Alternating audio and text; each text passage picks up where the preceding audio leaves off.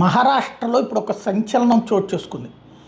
453 కిలోల భారీ బాంబు దొరికింది. 1 కిలోమీటర్ రేడియస్ మొత్తం బూడిదైపోయేటటువంటి బాంబు అనమాట.